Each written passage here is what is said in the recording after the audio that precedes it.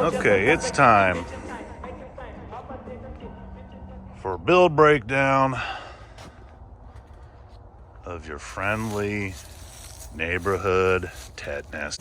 This car was purchased 5 years ago. It was actually purchased by my daughter. She was going to swap the drivetrain into her base model New Edge Mustang after being persuaded by me, of course.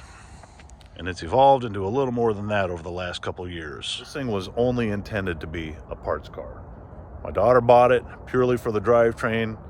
It broke down on her when she picked it up, driving it home. Radiator hose blew off.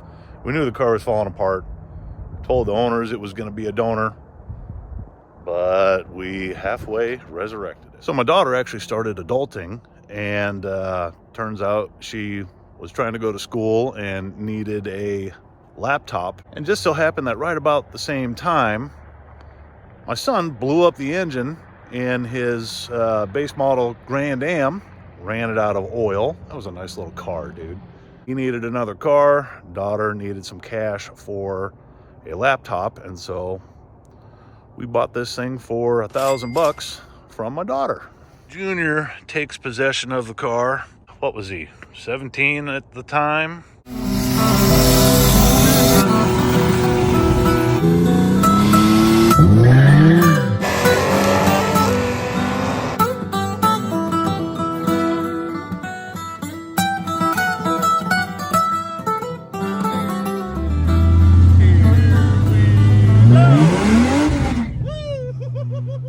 Driving it to school, we start working all the bugs out of the thing.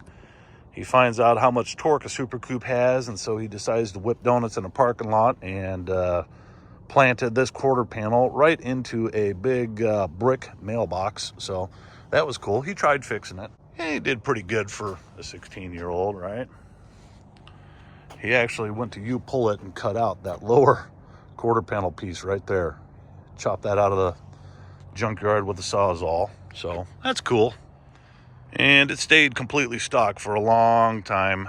We just maintained it to keep it running. Fixed the oil leaks. Did end up putting a late model blower on it for a little while. And of course it was pinging like crazy. Drove and ran fine. And I think the only time it left it stranded was when it blew a transmission cooler, sprayed transmission oil everywhere. But other than that, I think it treated him pretty darn well.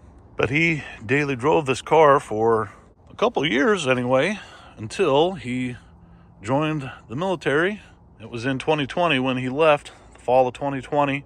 Since then, I needed to fill a void, and I needed something to work on, and Junior planted some pretty good ideas in my brain, so I started getting to work. So what we got? 93 Thunderbird Super Coupe. Automatic, still has the AOD. Essentially a stock interior, nothing really big modified. We scored these seats out of the junkyard, and they're a little bit dirty right now, but these were freshly reupholstered, so that was a huge score. 145,000 miles on it. That's about right. When we bought the car, the odometer didn't work. It was stuck at 118,000. We added a transmission fluid temperature gauge because we did a direct drive elimination kit in the transmission. So this thing still has the 4 gears, but third gear is no longer a hard lockup, which is really nice driving. Drive pressure gauge. I added this because of the turbo.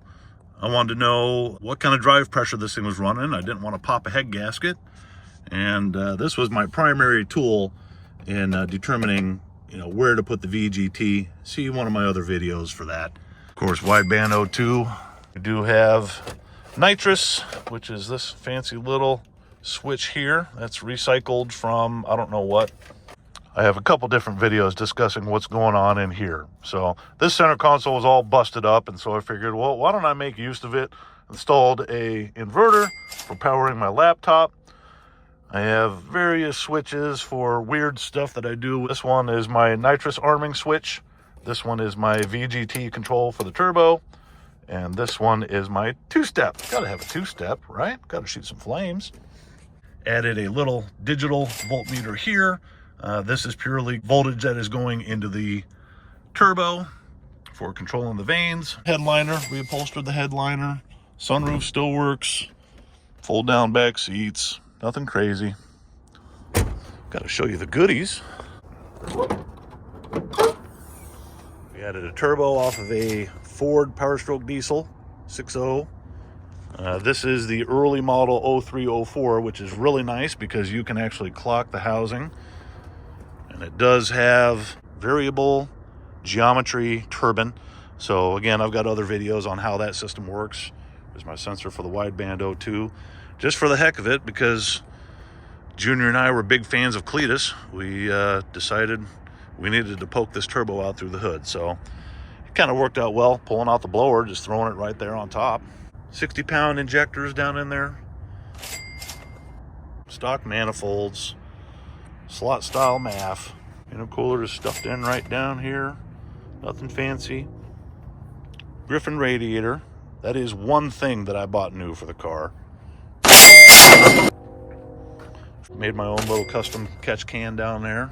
Tile F38 wastegate, marketplace special. Power Stroke up tube or down tube, whatever they call that. I just looped the exhaust manifolds right back up and come up here. The other side comes down and passes in front of the bell housing and then comes back up. Pressure gauge source right there. Tuned on 15 pounds. Cruise control still works. That's all good. You can see I had to hack the cowling up and hack the firewall a little bit to make everything fit. So stock ignition, stock wires, standard battery. Yeah, all in all, what did we spend on this thing?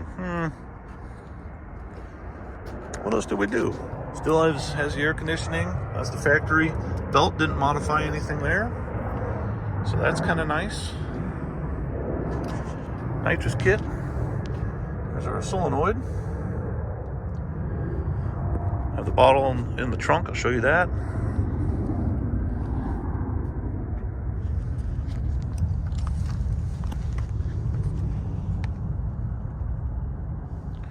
There's our marketplace intercooler. Again, nothing fancy. It's a 3-inch. Stock heads, stock radiator fan, stock alternator, power steering, stock water pump. I mean, really, the mods were not that extensive. The biggest thing that I had to do for this turbo mod is revamp the return plenum. I basically had to mend an inlet and a return plenum together. So, but those are just stock size, nothing bored out. You know, stock size throttle body. Nothing crazy. So this thing is not moving much more air than stock, maybe a little bit more because it's more efficient with the turbo and the better intercooler. So 3-inch piping through everything, through the charge pipe. Actually, I think that was a little smaller. That's what, 2.5, 2 3/4 maybe. Stock valve train. That's really the next step that this car needs is bigger heads or a cam. We need to start moving some air, then we'll really start making some power. So right now it's what is it, you know, on a little bigger injectors and a little more boost. What's your guess? I have no idea. It's never been on a dyno. What if stock is 210 at the crank? Is it maybe 275 or 300, if that? I don't know. It's enough to do a burnout, I can tell you that much. Marketplace wheels, we just scored these. I think they call these, what, the Cobra Y2K or something like that. So those worked out pretty good. Hub swap, this is on a Mustang hub swap. And tell me if I'm being dangerous, but I just re-drilled the front and the rears. Well, it's not a big deal to re-drill the rears. Might get some actual hubs, Mustang hubs on there. That's pretty easy. Other than that, a lot of rust. And a cold start. Yeet. Oh yeah. Oh yeah. That's nice.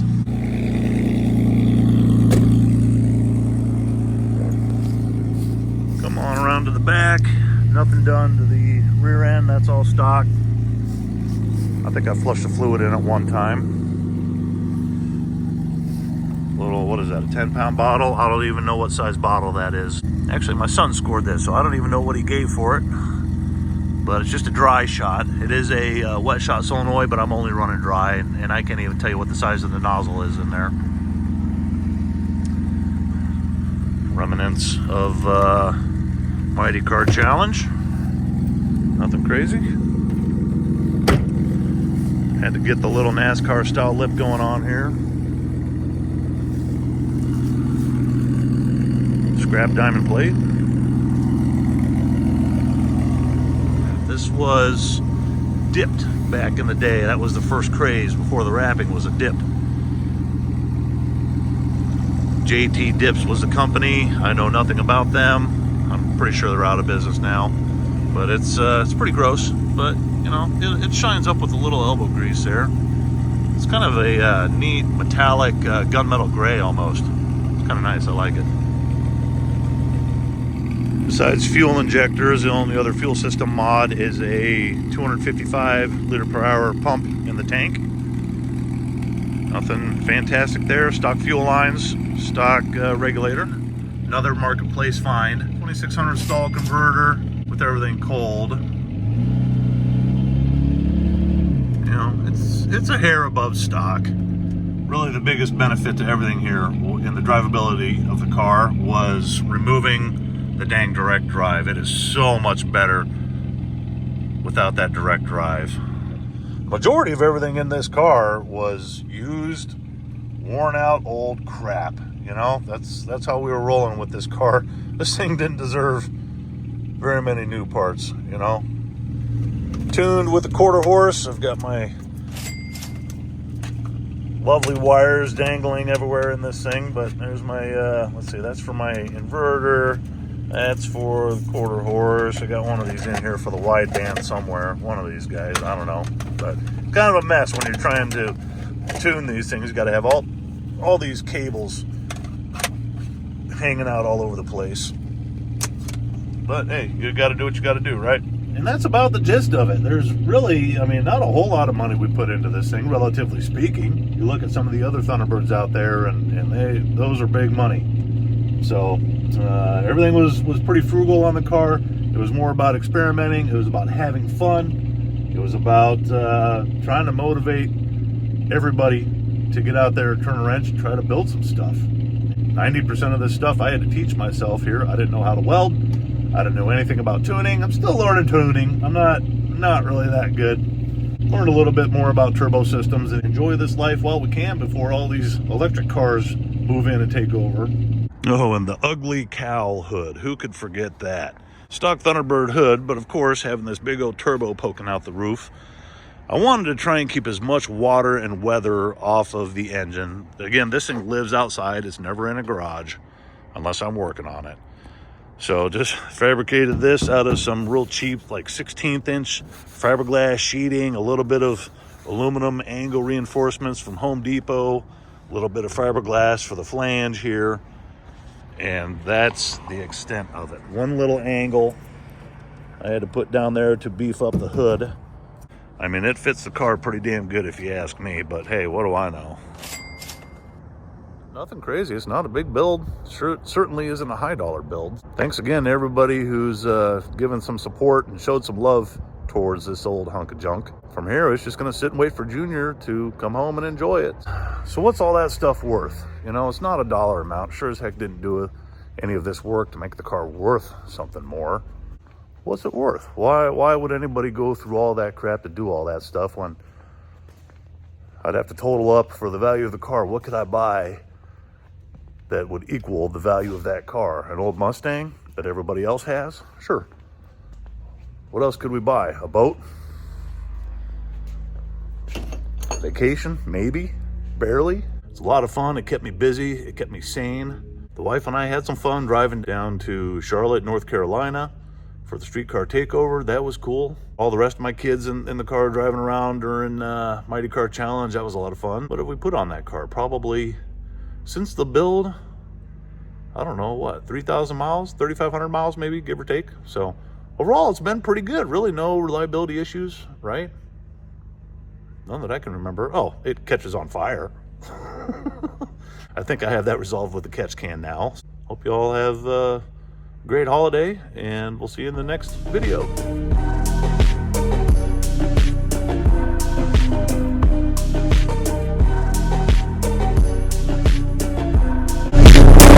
Okay, here we go.